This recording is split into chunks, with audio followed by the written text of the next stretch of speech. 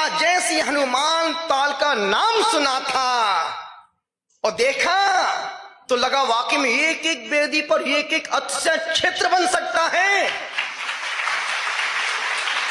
और यदि उस हनुमान ताल के मंदिर को जीवंत करने का श्रेय किसी को जाता है तो मुनि पुंगव सुधा सागर जी महाराज को जाता है।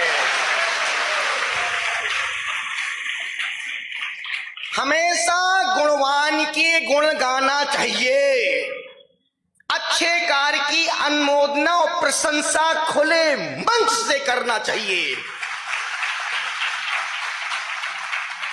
जब मैं भगवान के चरणों का स्पर्श किया एक अलग ही अनुभूति, एक अलग ही फीलिंग आई। और जिन जिन मंदिरों में हम आज गए, जहां जहां से दर्शन करते देव वंदना करते करते आए, प्रत्येक मंदिर में ऐसा लगा जैसे पर्युषण पर्व आज ही चल रहा हो। सारे मंदिर भक्तों से स्वाहा स्वाहा स्वाहा, पूजा पाठ अभिषेक, पूरे जिनालय भक्तों से भरे थे। जब हनुमान ताल के मंदिर में आए, आपका से 1 मिनट बचा है, बात समाप्त कर दूं। मुझे मालूम था जैसे ही वहां बैठे भगवान का स्पर्श किया, एक अद्भुत आनंद, अभी भी रोंगटे खड़े हो रहे हैं।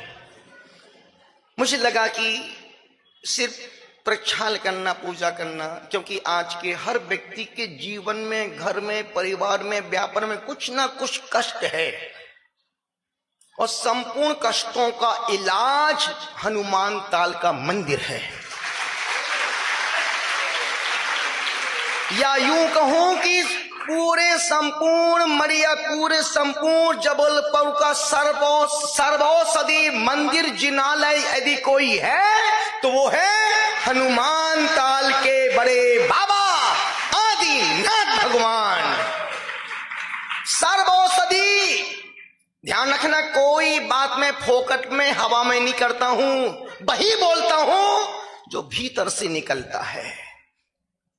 और ना मैं खुश करने के लिए चापलूसी करता हूं, वही बोलूंगा जो भीतर से आवाज आएगी। मुझे लगा कि हनुमान ताल का मंदिर, सुबह भी कहा था आप 100 जिनालयों के दर्शन करके आओ और एक हनुमान ताल के, और अब बोल रहा हूं आप 100 अतिशय क्षेत्रों के दर्शन करके आओ और एक बार हनुमान ताल के मंदिर में बाबा के दर्शन करने जाओ। अब आपके काम की बात कर रहा हूं। यदि आप बहुत परेशान हैं, दुखी हैं, चिंताएं, दुख दूर नहीं हो रहे हैं, कुछ मत करो। सिर्फ महीने में 2 बार,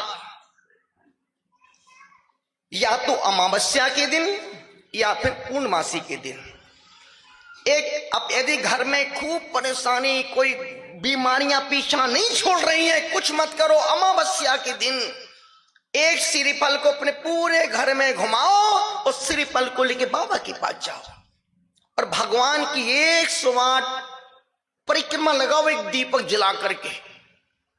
आप देखना दिव्य मंगल पाठ में सिद्ध भक्ति लिखी है, प्रकृति कुंद कुंद स्वामी की अशरीरा जीवघड़ा।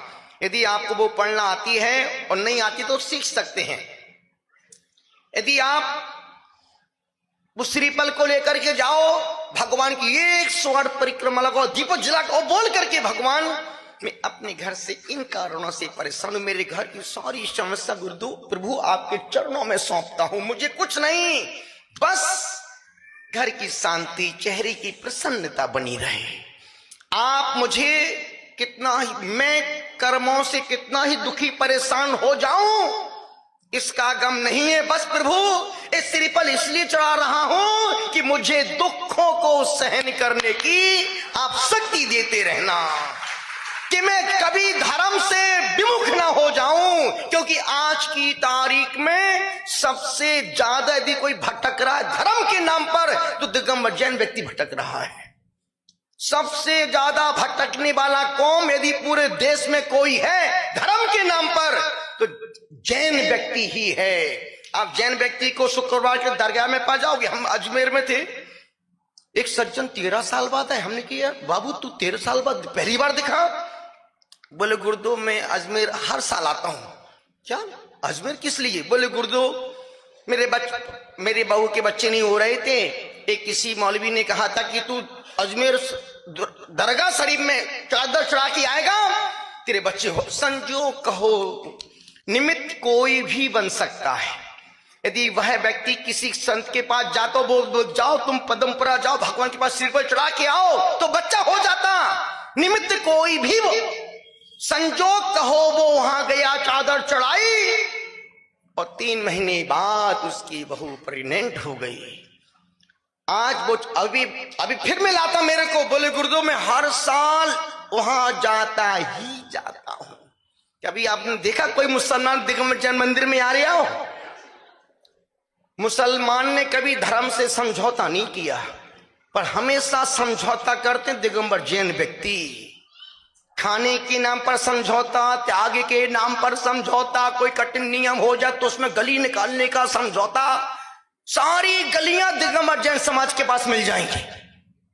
खाने से सोने तक, सोने से चलने तक, चलने से कमाने तक, कोई कुछ भी हो जाए गलियों का मार्ग निकलता है तो दिगंबर समाज के पास से निकलता है। निवेदन कर रहा हूं चूंकि अभी मुझे यहां से 5 किलोमीटर कितना जाना है, 6 किलोमीटर जाना, चलना मरना तो हमको ही है।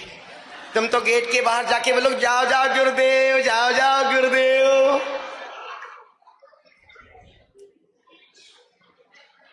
निवेदन कर रहा हूं